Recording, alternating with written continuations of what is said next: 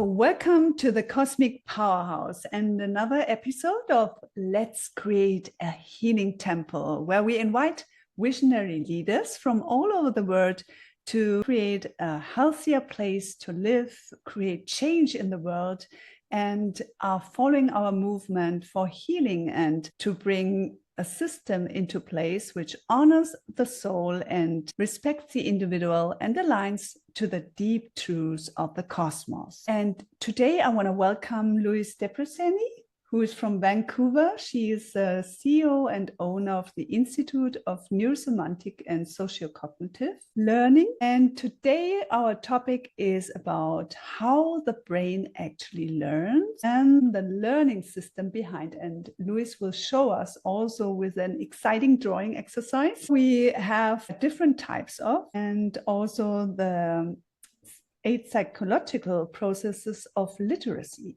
And we will also dive into, what, for example, neurodiverse people need and how she is teaching students in the different ways so they have an easier way of learning. So welcome, Louise, again. Thank you for having me. And before we start, I want to open a safe space for all of you, that we have the right high vibrational energy in the room. And we have lots of good attention here. We also do a short grounding exercise. So if you want to follow me, you can fold your hands in front of your chest, in front of your heart space, and you just bring your hands over your head to open up some kind of bubble, a golden bubble of energy, which is your energy field. So breathing in and out to the side and bring this bubble all around your body.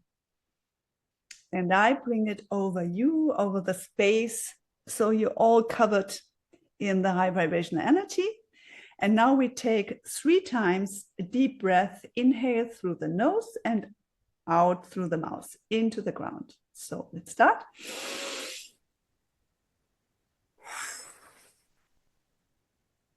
And in.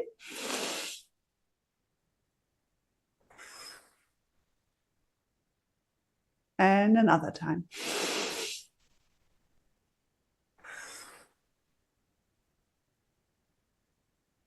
Okay. So, and if you wonder why we are doing that, that's really that you can easily go out of your mind, your thoughts carousel, and find your contact to your inner self and your inner peace and ground yourself. So you are in a good attentive energy. Okay, so Louise, before we go into more depth, first we want to hear about what made you start this journey about the science of learning and the different learning types. Why are you interested in that? Tell us a little bit more about your story, please. Well, I'm interested in so many different things, and learning is how you acquire new knowledge. And so it's kind of like a foundation of all of my interests. And so I have a background in classical music, and I didn't like that culture. I didn't like working at night. I didn't like it's a long story, but I decided I didn't want to do that. So I found horticulture, and I worked for 20 years in horticulture, but my back started hurting really bad. And I knew that I couldn't take that into old age, even though I love to garden and I love plants. So I began a process of searching for what I would like to do next. And that process was it was a variety of things that came together. One was that it was a search. I was asking God or the universe, what should I do? The other part was I was managing a nursery where we grew perennials and small plants to sell. And I had students coming in from the 18 to 21-year-old transition special education programs. So what those transition programs are in the United States is a place where people who have finished high school but are still not yet ready to be adults, who have special education needs, they can get job training and So one of the things that they did was they brought students to my nursery, and I found that I was very interested in communicating with these people and trying to understand what was different from me to them, and how do we learn, and why does this young man who seems perfectly normal, why is he unable to read? What's going on with his brain? So I became fascinated with that. And during that time period, I had a friend who was part of the Native American church. So we went into the mountains here in Washington State and did a vision quest. And it was very interesting because it was a beautiful experience, but I came back with no answer. And I was very disappointed. And, you're supposed to get an answer on a vision quest, right? Yeah. Maybe shortly, Louise, because I know what a vision quest is because I'm a shaman, but maybe for our audience, can you shortly say what is a vision quest so that they can understand what you did? A vision quest, well, in this case, we had a ceremony and we ate peyote, and then I vomited, and I got a message from the little father, who is the peyote spirit, that I should never do peyote again. It's not good for my liver. That was the strong message I got on that day. But then I also had a really beautiful experience, and I was asking for guidance as to what to do with my life. And so like I said, I was disappointed because I didn't come home with that knowledge. But 4 days later, I sat straight up in bed and I knew exactly what I was going to do. Divine timing. Yes. I said, I'm going to be a special education teacher. Wow. So the very next day, I started to research how to become a special education teacher, because I have a bachelor's in music degree, right? So I knew that there were going to be classes that I needed to take to even qualify for teacher school. And so I took a long journey, because there are short paths to becoming a special education teacher because it's a shortage area of teaching. But I looked at that short path and I realized that I would not have the knowledge that I wanted if I took that short path. So first I went and got a master's in teaching in elementary education, kindergarten through 8th grade. And I student taught in that. And I was also working as a paraeducator, which is like a teacher's assistant. And because I was working in a special education setting, after I got my teaching certificate, but before I became a special education teacher, I was hired to a special education classroom. And they have a program, like if you signed up for a special education teaching program, you could do that simultaneously while you work in a special education classroom. So that was my next step, was to get a special education endorsement. And the part of the story that I find so interesting is that I, as a non-teacher, went into a teaching program with the expectation that I would learn how people learn. It seems pretty basic to me that a teacher should know how it's not the case. No, there was no instruction about how we learn. It was lots of instruction on how to teach based on pedagogical theory. That is, I want to repeat it. It's not education on how you learn, but how you teach. So there's a big difference. There's a gap, because if you don't understand how people learn, how can you possibly choose the correct teaching method? Can teach, but it's not impactful like you want it to be, right? Right. And then, of course, it's the student's fault because they didn't receive what you had to offer. Yeah, that's what I said, no? I thought, well, I got my teaching certificate, and I thought, well, okay, when I go to special education school, surely I will learn how people learn, because that would be critical to teaching special education. Absolutely nothing about how people learn in a special education program. And I was really disappointed. And I started teaching. I got my special education endorsement. I got a really cool job creating a program in an elementary school. And I was using the strategies that we learned in special education school, which are based on Skinnerian behaviorism. So it's an input-output idea that we give somebody something and then they give it back to us the same way we gave it to them. And then, like, if I hold this up and I say, this is a cup, and then you say cup, then wow, she knows it's a cup. No, you don't. you know how to say a word that I said, right? So I Yeah, if it is realized that, process is a question, right? yes, If you really understood it, so a process. So it's a it's different a if I whole, just right. repeat Learning the is a word or if process. I understand, like you say. Yes. Yes. So I also found that the behaviorist methods, especially in special education, were very objectifying to the students. If you treat a student like an object, they can't develop their personal agency because they're a thing, not a who. And it was bothering me. So I started looking for some other kind of theoretical framework to build on, and I couldn't find anything in the education community. I finally found Daniel Pink's book about motivation called Drive. And in that book, he talks about the fact that if you are given a prize like money or a gift for some work that you do, that does not release dopamine in your brain. Mm-hmm. But if you are learning something new and you are creating and you are motivated internally to do whatever it is you're doing because it's a process, then you do get a dopamine release in your brain because the Yeah, so interesting. reward is the learning itself. The brain is designed to learn. And so the brain will give you a reward every time you learn something. And so in special education, and in education across the board, we heavily rely on tokens or treats or prizes for getting compliance from the students.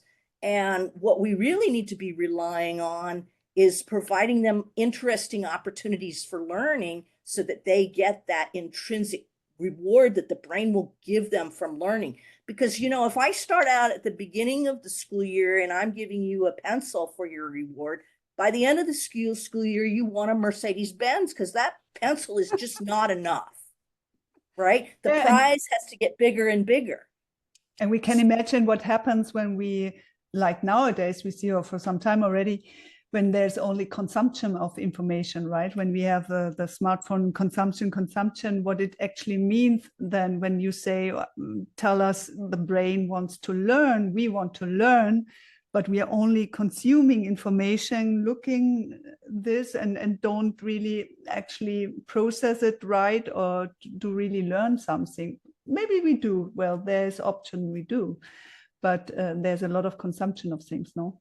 How do you see that in these times? So what is a challenge for our brain with the technology? Oh, well, that's That's a huge thing.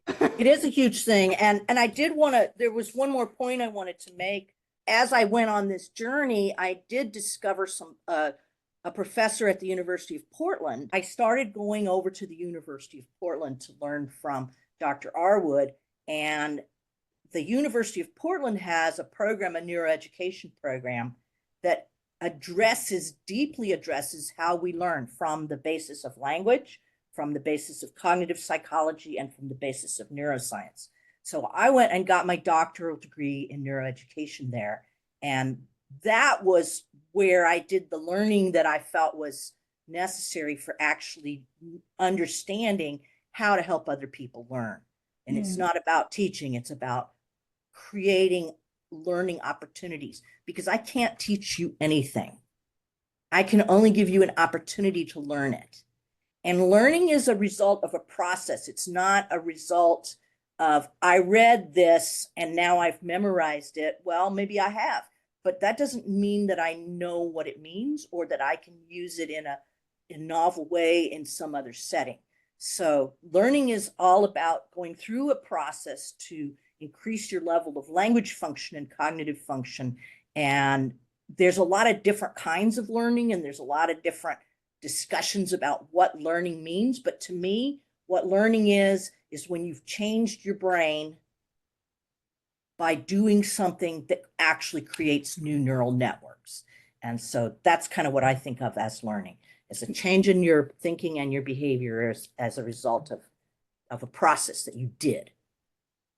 Yeah, reminds me there's a word of neuroplasticity, right? So that we have really that neural connection where you were just talking about.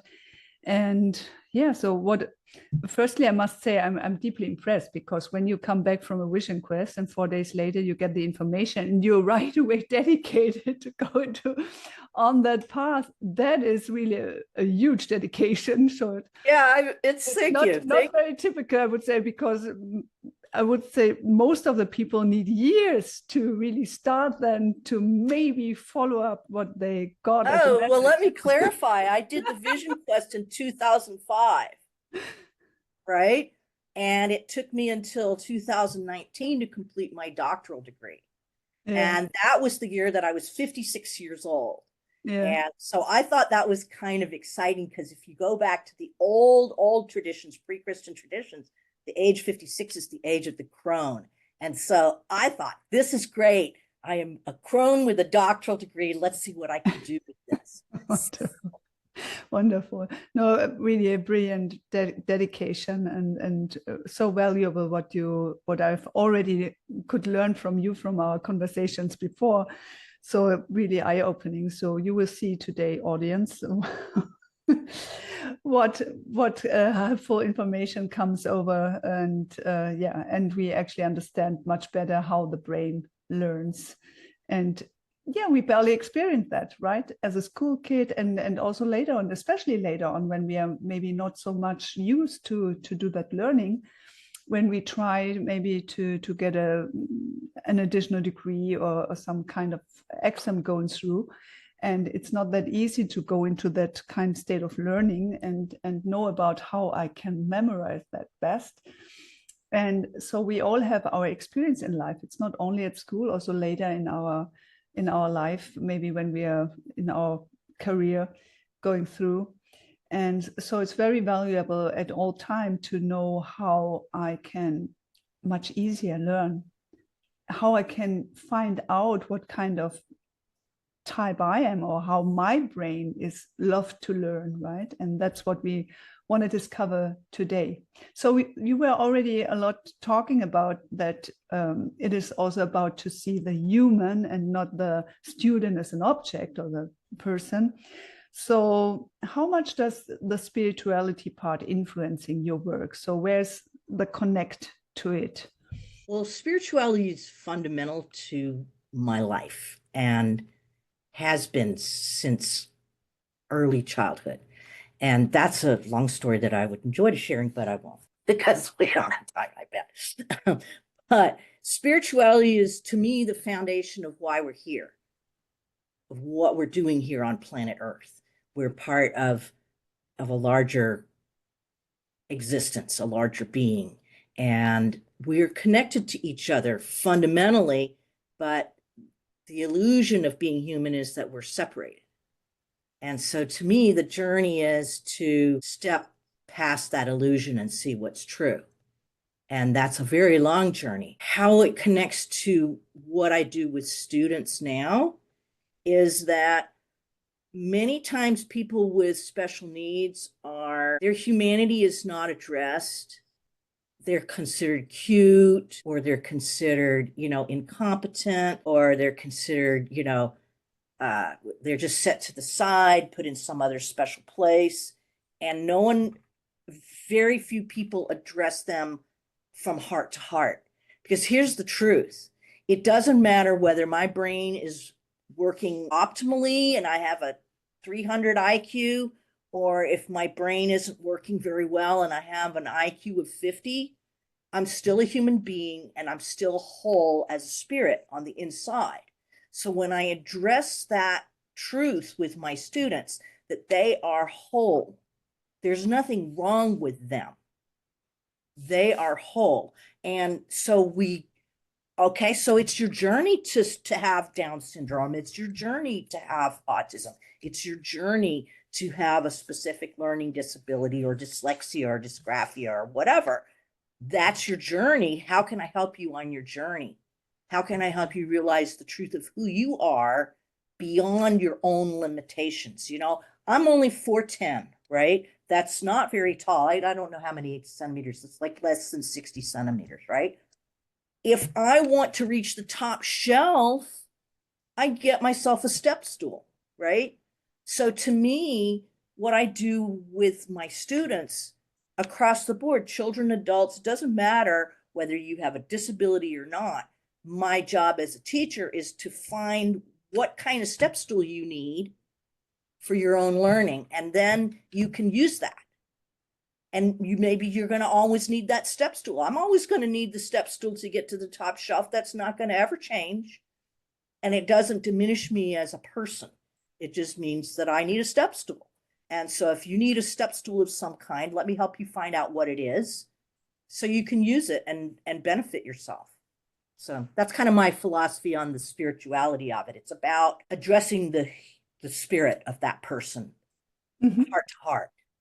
Yeah, that's so good. And it's really a very important point that we go away from that. I see you and I focus on the limitation, and I put it into some box or so, that we really see it. We are all whole, like you said, with a soul, and we meet each other on a soul level where everything is okay, and we are all connected. I am you and you are me. So in the end, it's all one consciousness, we say. So that's how we should, of course, also treat each other, right? That we are all one family, one big family in the cosmos. Yes. And of course, it's challenging for many people still, because we lived some complete different reality, but we are on the way to change that.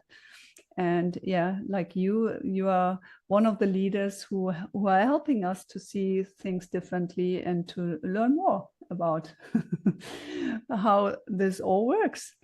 So talking about teaching, and it's missing to really understand how we learn or the brain works. Before we go more into the detail, do you have a general vision for that, how that should look like? Yes, I do. and it looks a lot different from what you see in schools. What we see in schools is, is what we've been doing for centuries. And we do it because it's tradition. And so I learned that way, and I'm going to make you learn that way. But the truth is that we learn through doing things, not through receiving information. We learn through actively engaging with ideas and creating something ourselves with those ideas. So how can we do that in a classroom? We can set up learning opportunities where the children explore ideas, and there are no right or wrong answers. So that's one of the things I see. The students that come to me are terrified they're going to make a mistake, because in our culture, we have correct answers and we have incorrect answers. And in reality, that's not true. It's not true. We live in a very polarized culture of male, female, left, right, wrong. And so when we put that on our kids, they have to learn the right answer and then give you the right answer, and then they're done. But that's not how our brains learn. Our brains learn by actually physically interacting with the ideas. So we have to feel safe to learn. So we have to set up classrooms where students feel that they are part of that community, that it is their community, and the teacher doesn't own them. The teacher is a guide. And so when we set up a learning community where everybody's feeling safe, and we provide activities, events that are meaningful to the children, and one of the things that's really important is, okay, so the teacher sets up a framework. Let's say we're going to learn about the hydraulic cycle in the atmosphere, right? That's a really interesting topic. And I could show you some videos and show you some diagrams and have you read, and then I can give you a test. And if you pass the test, you learned it. And if you don't pass the test, you didn't learn it.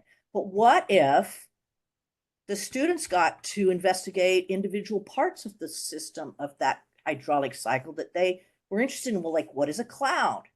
How are clouds formed? How does a cloud relate to the ocean? How does the cloud relate to the desert? What are these things? What do they mean? How do we interact with that? And if the student can follow their interest within that framework of the hydraulic cycle, and then be given an opportunity to share their learning with the rest of the class in the way that they prefer, then you can have some real learning happening. So we're not sitting in straight rows and desks, looking at the teacher. We are on our feet, actually physically doing things and engaging with each other. And then it gets into how does the brain learn? And that's an interesting topic. And then what activities facilitate that learning? And that's another interesting topic, which is, to me, the 8 psychological processes of literacy, which I'd love to draw about that. And why don't we go ahead, and this would be a good time, I think, for me to draw the learning system. It's exciting to see that when you're drawing that. Just one sentence to what you've just said. So I remember at school, it was for me very difficult, as I'm a very sensitive and intuitive person. So I can feel the energy, I can read the energy. And when I had a teacher who already sent me a look, so she doesn't know that, she cannot do that, or whatever, it influenced my ability to do so. And we know that from physics, from experiments, that it's actually the case. It has an impact how you look at things, how you can empower a person with, she will do the best, she can do it, or oh, she will never get it. So it has an influence, and that is so important in our communication, and no matter if it's school or the workplace. So it is so important how we meet people, and always think about the best outcome, and give them that empowerment. That is, for me, what I really experienced personally, is already so important.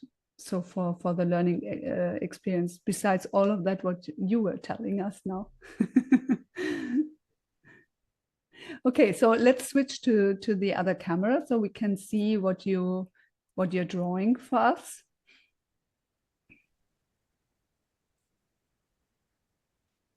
All right. So I want to draw for you Dr. Ellen Arwood's Neuro-Semantic language learning theory.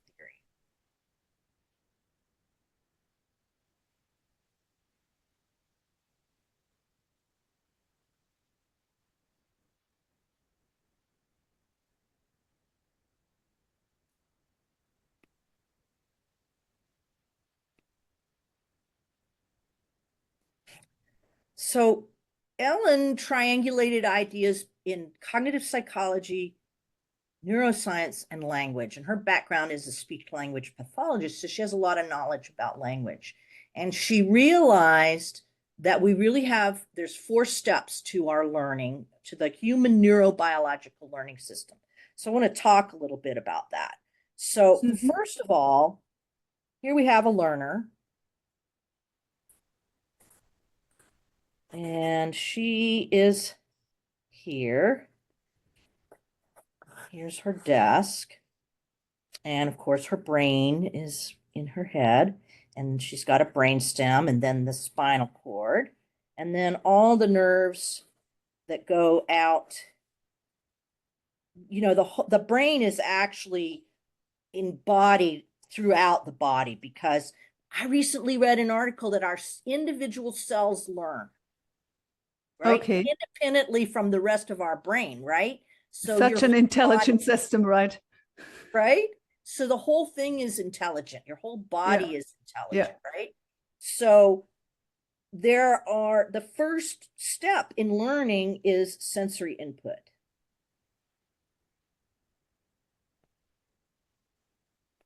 And so we see, so let's say the teacher, I know the scale is wrong, but let's say the teacher wrote cat on the whiteboard and said cat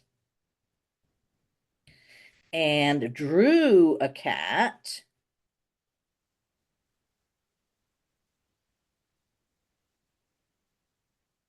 The main sensory input that's coming into this person is their sight, vision, and the sound. So those two, we can learn by tasting things and smelling and movement. All of those things create learning, but It's sight and sound that we expect people to learn from in school. So that's the first step, is sensory input. But there's no thinking here, right? It's just we're seeing reflected light. And so with light, we see reflected light. And I wonder just now, as we have in modern schools or the whiteboards or boards which are electronically, right, where you have most of the screen boards, does it make a difference? So if you switch from the old style boards to the electronic things and more technical support? I think that technology is wonderful and we can do a lot of really great things with it, but you have to remember that visual images have a cognitive level. So if you have a person at a low cognitive level and you give them a visual image that is at a high cognitive level, you can't really expect them to understand it. So this sensory input is the first step in learning. And for some people, the sensory input that they need is the movement of their own hand, right? Okay. So that's that. So this would be sight, sound, and movement. Those are the three ways that we can input new ideas to our brain. So once we have that sensory input, it's sent to the brainstem. So the ears send it to the brainstem. The brainstem is, well, it's a series of organs that work together to process incoming information. And with the eyes, you actually have two visual streams. You have a black and white fast stream and a color low contrast stream that can see, extraordinary details. And so there's a timing that's involved. Is the occipital lobe, or this is the visual cortex back here. So signal goes to the brainstem and then back to the visual cortex, and then it has to go forward. And then so processing black and white happens right here. Processing color and all of that happens further along in the stream. So there's actually a time difference. You process black and white, physically process it sooner than the rest of the input because it's a physically further distance to get to the color section of your brain. Does that make sense? Okay. So, at any rate, I wonder if I will now observe that in my life. So just to test it. So, see if I can feel that as well or see that. And that's the reason that stick figure drawing is effective, because it takes out all the extraneous parts of the image and just gives you just the frame of the image. So you can see it very quickly. So the sensory input is sent to the brainstem, and the brainstem basically is doing pattern matching or pattern recognition. And then that information is sent up to the cerebrum, where the visual cortex is and the motor cortex. And this is the prefrontal lobe, or the frontal lobe, where we do executive thinking. And then this is the motor cortex. Get this paper straightened out. And what we have is we have all these fiber connections in our brain that carry information back and forth. And the fiber connections is where we get our plasticity. Our plasticity is in our ability to create new connections.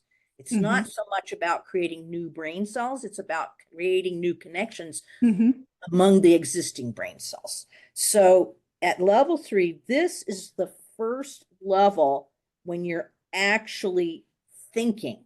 This is the first level of thinking. So mental concepts or images.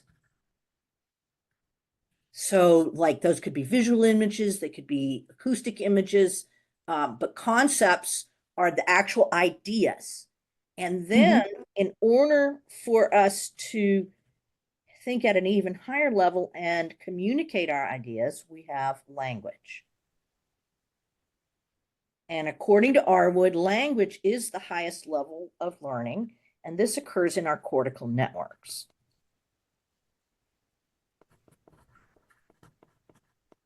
So that the cortex is the layer that covers the entire brain, and it has systems of interacting neurons that create a web that creates our language. And every single person's brain is different because our brain circuitry is formed by our experiences.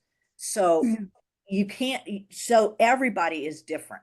And language and concepts are interactive with each other. So some concepts are concrete concepts. So for example, if I draw this right here, that's a chair, right?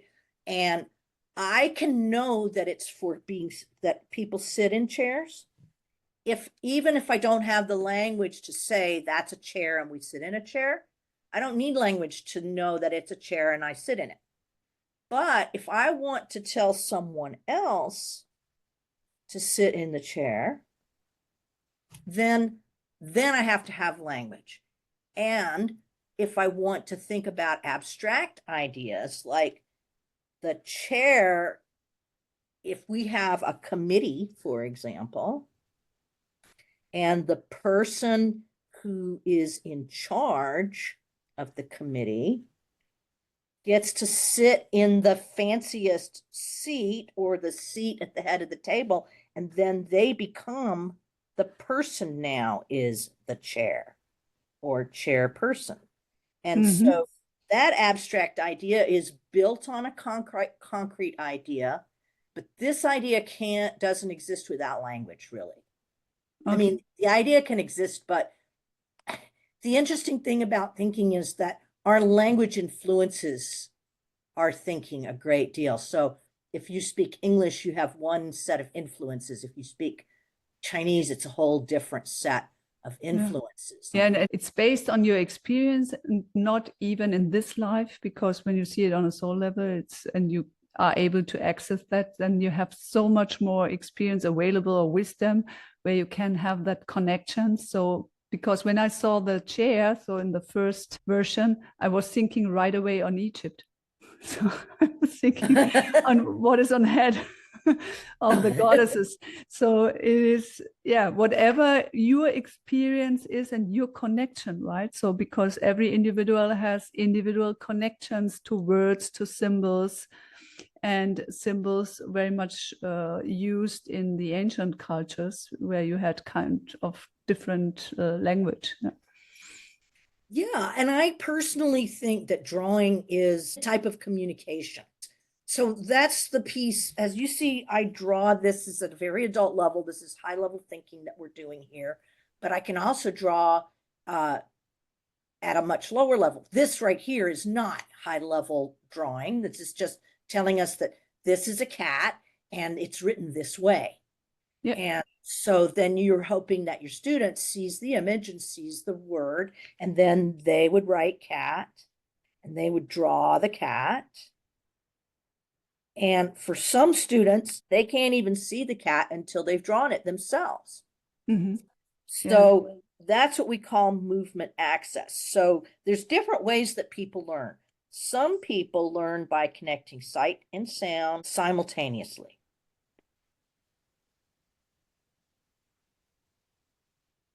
And those people are called auditory learners. And auditory learners, they think in the sound of their own voice. So if this person saw and heard the teacher draw and write cat on the board and say cat, then this person's process is they chat to themselves about what the teacher just showed them.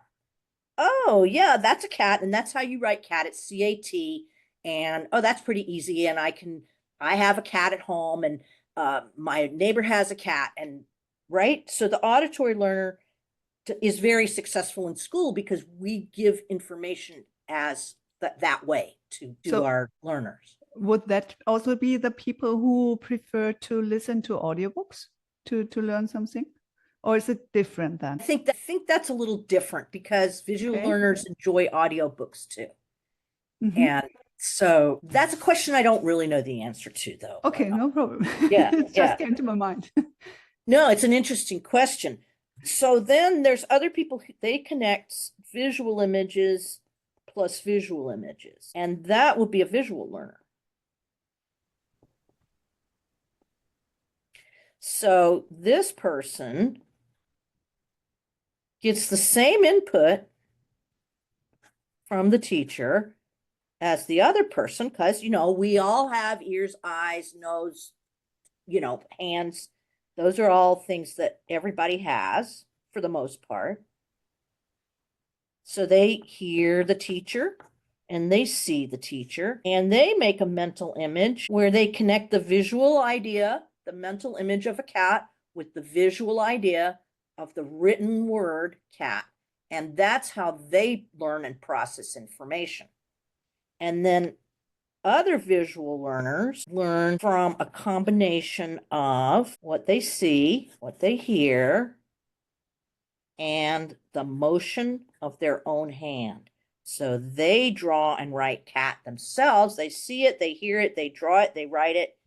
Now they have a visual image that connects the material idea of a cat to the written idea of cat. And so these are called visual motor learners. So for the motor learners, it is also, so I can imagine if you have a course book, a workbook or so. I experienced it myself in different kind of courses. I was asked to fill it out myself, to have that motion, to really write it down myself with my notes. So that is connecting to what you're telling us, right? That you learn with writing yourself, and even more as from a shaman perspective, like I learned in some of my classes and courses, that you have your own energy bent into the writing. And when I read now, I can recall the energy, and it is of course meant for the present moment, because in each moment it is like it has to be at this moment, but it has even more components. So it's also about energy, but it's so important to have this motion from my experience and what I've heard. Yeah, and there's some research that's quite a bit of research that shows that if you handwrite your notes, you'll remember more than if you type them. Yeah. So they've like compared college students with computer laptops typing in their notes versus the college student that handwrites the notes, and the handwriter remembers more, even if they don't consult their notes later.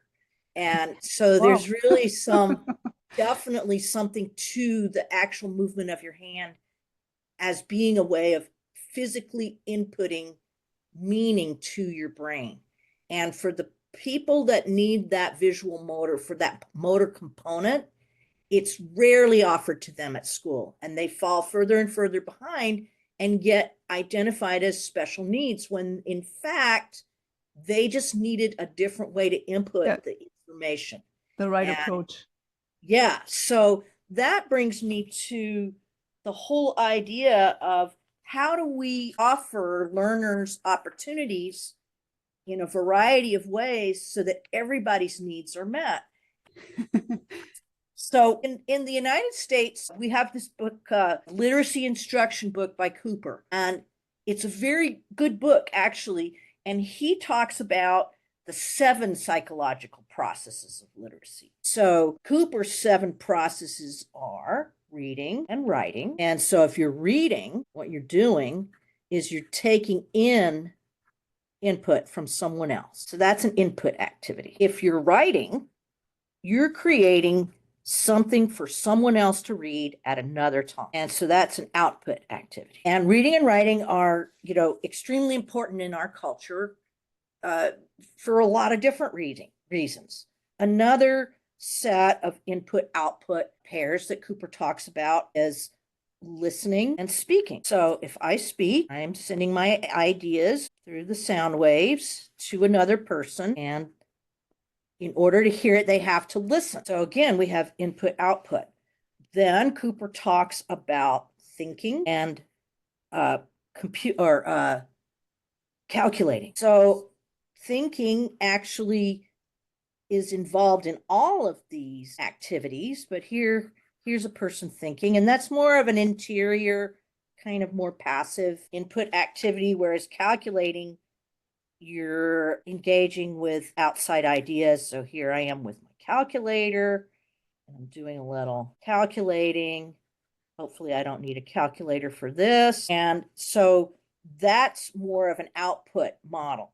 And then the last one, the seventh psychological process of literacy that Cooper talks about, is viewing. When I think about viewing, we view so many different things. I mean, it's just a huge thing that we do as humans, but that pops up my TV. I am viewing the news, and they're telling me all about what's happening in various parts of the world. And that's passive. I'm just viewing, and I'm taking that in. But for me to take that in, someone has to create something, right? And Cooper leaves out that process. And I was thinking about these 7 processes one day, and I paired them up, because he doesn't pair them up this way. He just talks about them as 7 processes. But when you pair up the process, you realize that one is missing. And that is, how do we project our ideas so someone else can view them? To me, the easiest, most obvious way to project my ideas so that other people can view them is by drawing my ideas, right? That's what we did thousands of years, and even more so when we look what happened in history of the human. Yeah, so we just completely dropped drawing except for as art, right? Also, we are amazed by that when we found some very, very old drawings, right, on the rocks and somewhere. So we have that kind of culture. We have that. It's very ancient.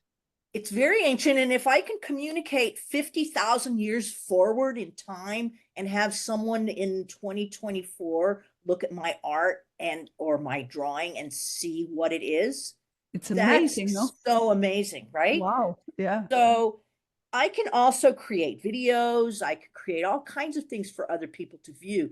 But in school, the simplest way, and even here on where we're using a document camera and all kinds of technology, still I'm drawing to represent my ideas so that you can see what I'm thinking.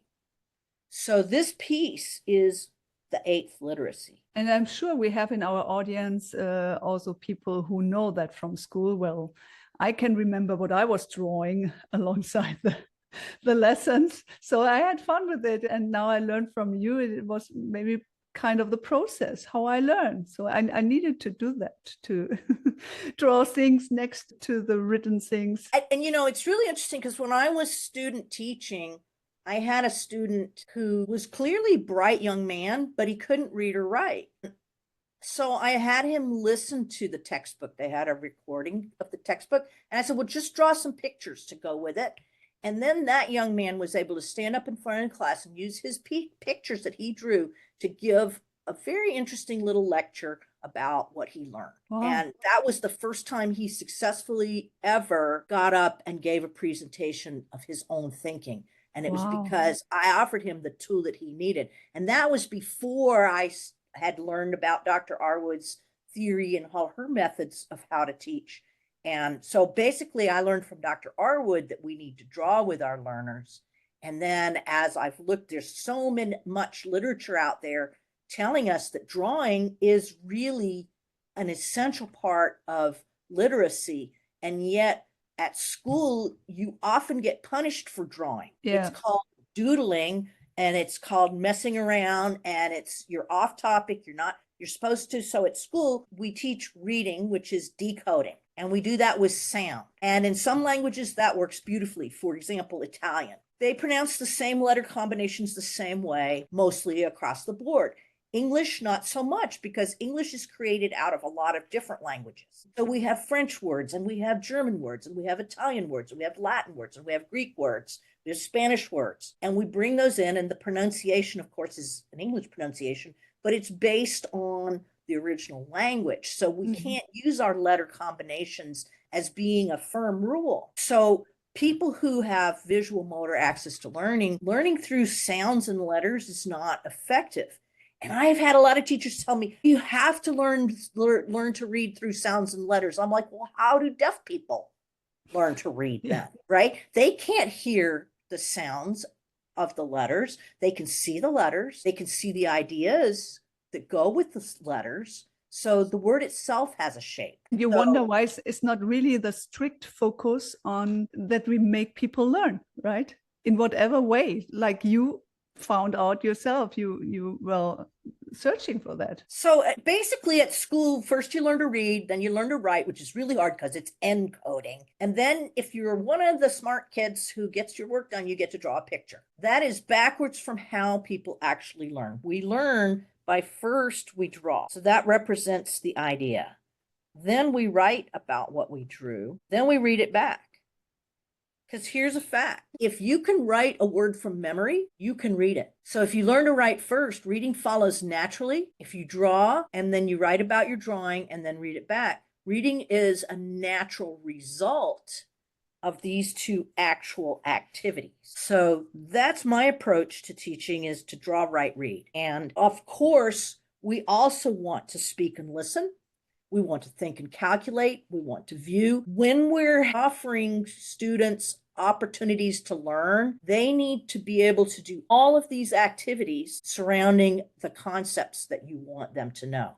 And then the other piece, of course, is that we need to learn and then take a little break and then come back to it again and learn some more. So by providing events for people to think about and create their own, do their own research. So we have our students, we're going to have them viewing and drawing and thinking and calculating and listening and speaking and reading and writing. All of those activities have to go into whatever learning activities you're providing for everybody to get what they need. So some of the students, one of the things that I think is fascinating about the brain is, for some people, like I have some students with autism who can absolutely read anything, but have no idea what it just said. Okay. So those are the people we take that reading and we draw out the ideas. And then they know what the reading means, right? I also have other students that if you speak to them about something new that they don't know, they can't understand you. It's all, right? But if you draw it out for them, then speak to them about it, then they can understand it. Because once they understand the concepts, then they can understand the oral language.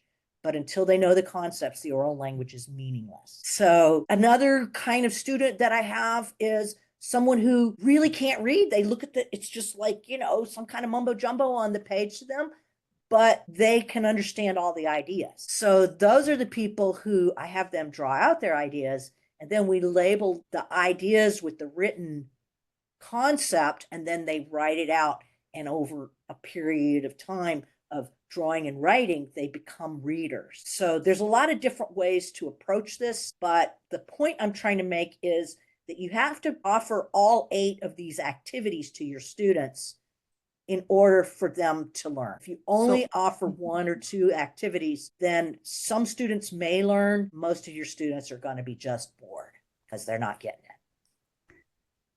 Hearing that, Louise,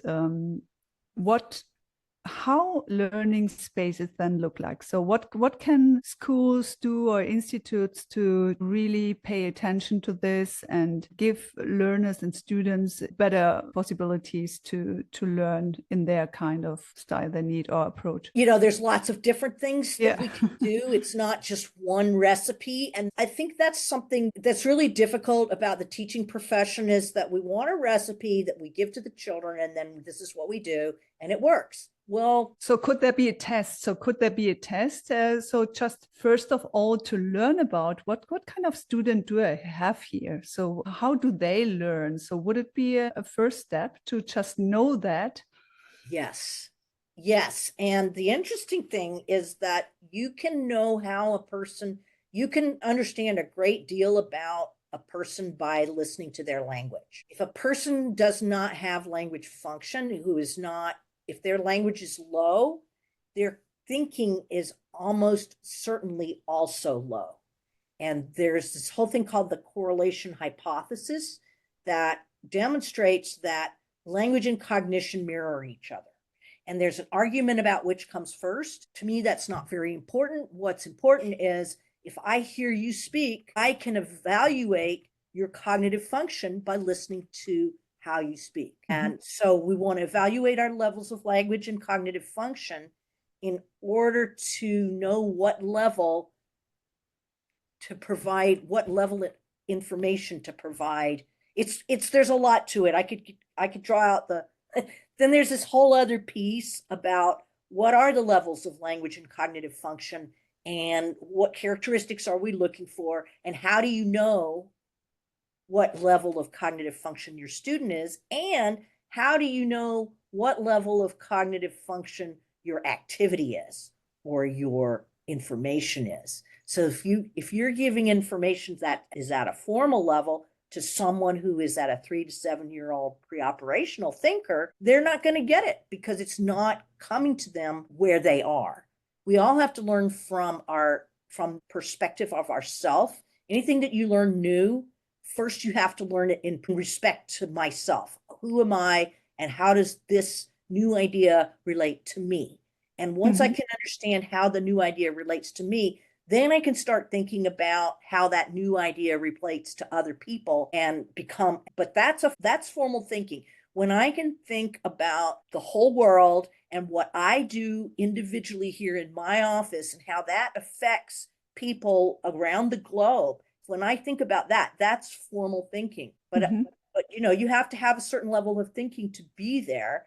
If you're a thinker that is not yet formal, if you're like pre-operational, your ideas are all related to me, myself, and I, because 3 to 7 year old people are very egocentric. Other people don't really exist to them. Like, your 5-year-old, mom and dad aren't real people.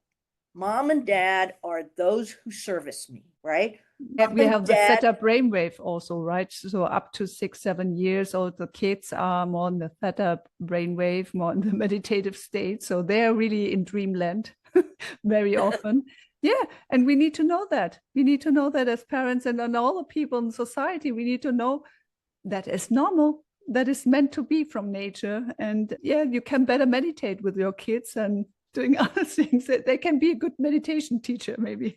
Thank you very much. So I love your drawings and explaining that for us. And yeah, I wonder, do the schools or teachers come to you to learn about that? So are you offering courses or masterclass? So schools can reach out to you or institutes to just get an entry into that, to just know about that. Yeah. Yes, I do. I love delivering professional development workshops for teachers. And I do really interactive workshops. If you come to one of my workshops, you're going to be drawing and writing yourself, because that's how we learn. If I just blah, blah, blah at you, then that's goes counter to what I'm actually trying to tell you. What I'm telling you is that we have to do something. So when I do workshops, we do lots of drawing and writing together. So I'll go over a concept and I'll draw out my thinking and share a bunch of ideas. And then the people in the workshop have an opportunity to try it themselves and then share it with each other. And it's really fun. I do Zoom workshops, so we can facilitate that on Zoom, or I can come in person to your school. And I really enjoy doing both. So great. So we will deliver also with the episode then the contact details, right? The link that people can reach out to you who say, oh my God, I want to learn about that. That is so valuable, so they can reach you then. Right. So is there anything else you want to give a call out to the teachers and here in our audience, all the people who are maybe also responsible for institutes, or because we are talking very much about the medical, and here's a lot of learning as well. So actually every person, every human, we are learning every day, and especially in these days where we have so many new tools every day to use. And yeah, I can imagine it would be also helpful for everybody, every company, every institute, every hospital, every institution, to really be aware that you have different kind of people. So you have people with different kind of approaches they need to learn stuff.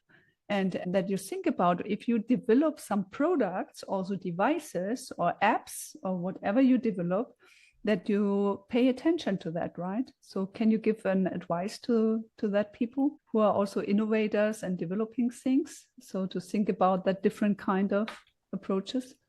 Yeah, I think that at any level of learning, drawing can be added in. You can learn, and especially in health, the health field, it's, anatomy can be learned through drawing. Physiology can be learned through drawing. Sorry, Disease systems, I all just of that. imagined the students drawing the bodies or bone structure. So yeah, I mean, and wow. so those things are the drawing is a way to actually input new data to your brain. The other piece is that most learners are visual learners these days. And there's some ideas about why we used to be more auditory and now we're more visual. And it's our culture, I think, is how now that we have moving pictures, that the 20th century changed our brains because we changed how we input data to our brains. So now everything is much more visual. And so we need to provide all of our learners with visual images to see. And if you're an auditory learner, a visual image enhances your learning. It's not like it's not useful to you. So if we add this drawing into all of our learning, whether that be at preschool all the way through doctoral programs, that we have to actually have people doing something with the information, not just passively trying to take it in. And the thing that interests me is that in teacher school, for example, and I've looked at a bunch of, a friend of mine, Dr. Donna Vallese, we're working on a book. And one of the things that we did was we took a look at a lot of different school districts and a lot of different teacher preparation programs in the United States. And the fact is that we found no program that offered any courses on learning. Okay. All of the programs offered courses on teaching methods, pedagogy, and they also offer a class in human development, but there's no connection between the human development and how we learn. So I don't know about other countries, but across the United States, we have teachers who have absolutely no idea how students learn. So to me, that's the number one thing I want to add into teachers' programs is the neurobiological learning system. We need to know this information. The second thing I want to encourage everybody, whether you be in education or the healthcare field or some other field, is that when you're training the people in your group, that drawing for them and providing that visual input is an essential piece for visual learners. So let's just add it in. And my experience is that grownups are super scared of drawing. It's like, oh my God, it's going to be ugly. I cannot draw. So and here we come back how the brain works, right? So how I program myself, they're the outcome influence, right? Yeah. If I be open and positive, say, actually, I can do everything. Maybe not that perfect, but I can do everything. But when I limit myself just at the beginning, say, I cannot do that, I cannot sing, I cannot draw, then it's, unfortunately a bit self-fulfilling prophecy. It really is. It really is. And you saw my drawing, it's not art. And I'm not, you can understand it perfectly when you see it. Yeah. Right. Yeah. And so that's the whole idea. It's the stick figure drawing are high contrast, black and white, so the brain can process them very quickly. And it provides an image to share that you can talk about. Yeah, that's what I just thought when you were talking about the visuals and drawing, that right now we are producing a lot of complex illustrated images, right, with AI, because we put everything in and everything's overloaded and this and that, very complex images. And I wonder if more people are just overwhelmed by that visual information, right? Because it's so much on one picture.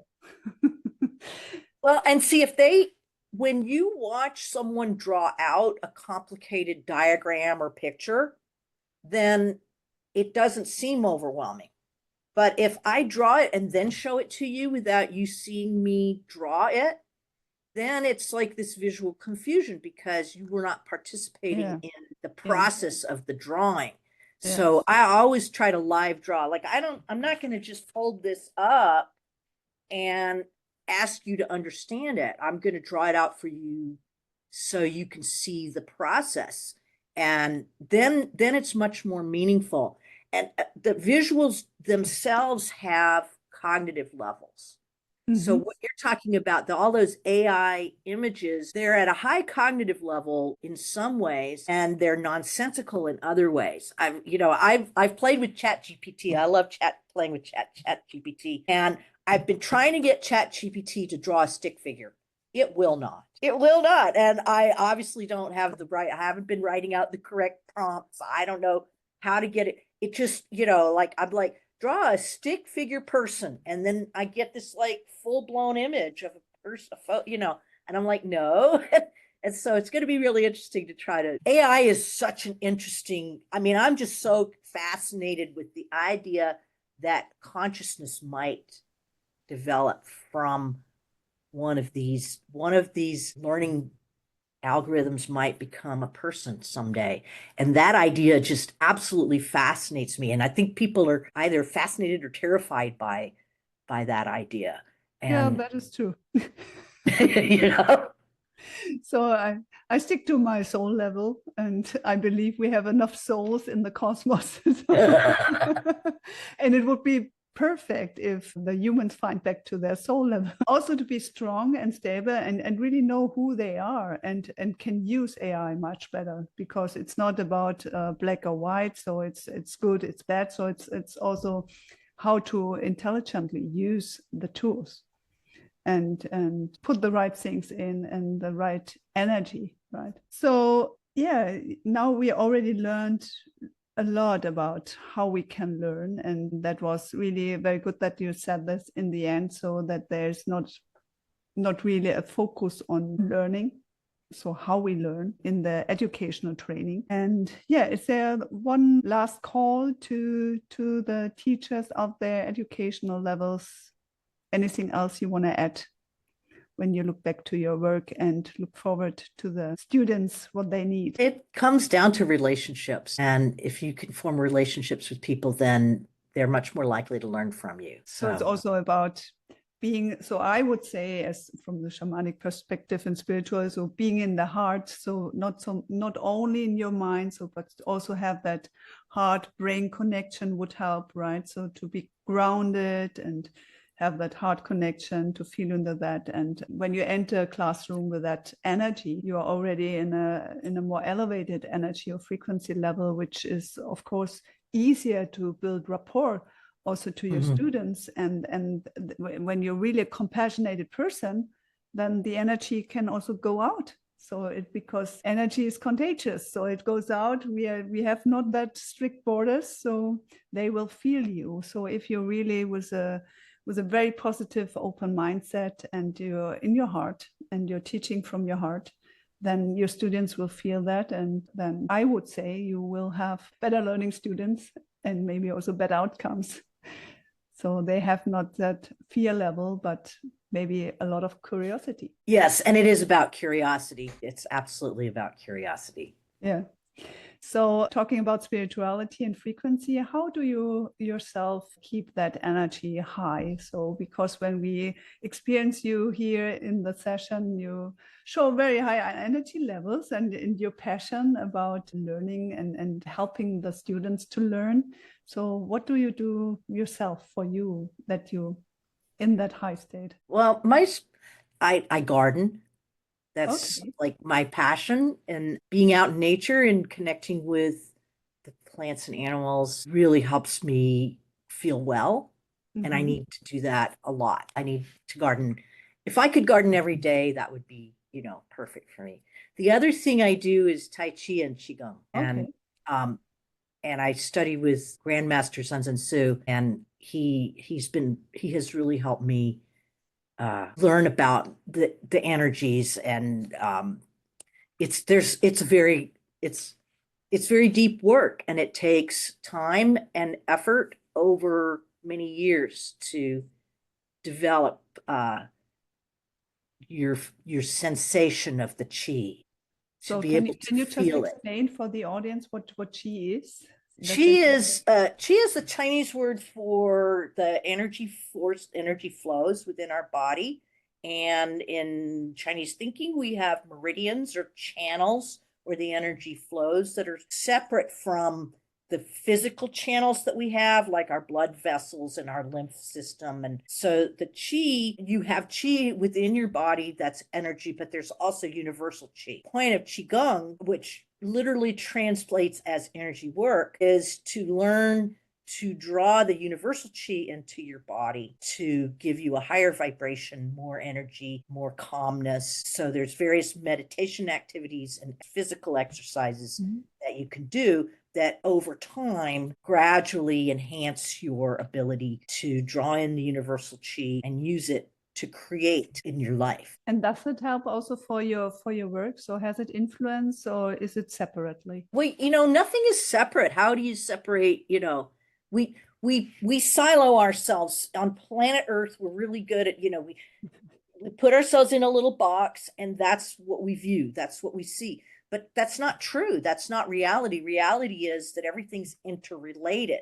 So if I meditate or do breathing exercises or do a Tai Chi set, then that influences the whole rest of my existence throughout my day, not just while I'm doing it. The energy, but what you're vibrating, right? The frequency, when you are in balance and when you are on a higher frequency level, and you go through life, like you say, you're bringing that outside, right? Yes. And, when you say balance, that's interesting, because one of the things that Zenzen has taught me is that balance is a very fragile thing that you can lose at any moment. Harmony is what he teaches, that you're seeking harmony so that you can ride whatever waves come through your life and in harmony. And balance is a fleeting thing. You'll be balanced for a moment, and then you're off balance, and then you're balanced, and you're off balance. And that's just natural. So I'm not really looking for balance anymore. I used to be looking for balance, but the last 10, 15 years, I've realized that I'm really more interested in harmony and being able to flow with the energies and learn to be undisturbed regardless of what else is happening around. So I think I understand what you mean. For me, it's this rebalancing principle to get to harmony. So just when we see we are in a maybe bad mood and we have something to worry, whatever, it can happen in life to all of us, that we know what can we do to rebalance it with coming up into that higher level of energy again. So just to develop that skill and the strengths to, like you say, you go into the garden. I, of course, also a fan of nature and connecting to Mother Nature and the harmonic frequency field, to Earth. And everyone finds out him herself what fits. And I think that is really important, that going on the journey to find that out and really practice that to feel more healthy, to create this healing temple together. So last question about legacy. Is there anything you were thinking about, how your work might be remembered, your contributions in that area? Is there something you would like to see? You mean like after I'm dead? Yeah, what you leave behind, what you have created. So is there something you think about? Because sometimes people say, I want to have published a book and that I just give my thoughts out and my approach. So can be different things, right? Right. That's an interesting question, because very few of us leave a legacy like that. Not too many people are Cleopatra. Right? Not too many people are Dr. Martin Luther King. Not too many people are the Queen of England. So when we think about a legacy to leave behind, it's kind of like asking ourselves to be immortal in some way. And, I don't have a particular thing that I want to leave behind. I want the people who know me to have felt loved by me. And so beautiful. And then because there's so many ideas, and there are no new ideas under the sun, really. We're all given, when we have an insight that comes from the universe, it doesn't come from the self. And so for me to say, well, my legacy is that drawing is the eighth literacy, no, that exists without me. I just am able to bring that forward. I'm able to speak about it. And so I guess what I'd like for my legacy to be is that the people that know me are a little happier as a result, and or a little freer, or a little connected to spirit. Yeah, books, all of that. That's less important to me. Very beautiful. Thank you. So yeah, I feel also it's more about how we show up in life, right? So that is our legacy. What kind of person have we been in life? So how many people have we impacted with who we are, just with our work maybe, but just who we are. And yeah, what we are on a soul level. Okay, so thank you so much, Louise, for It's been very enjoyable. Wonderful insights. I'm sure our audience has learned a lot today because it's not so much talked about. And that's why I'm very, very thankful that you came to my podcast show. And yeah, let's create a healing temple together. I will close my safe space right now.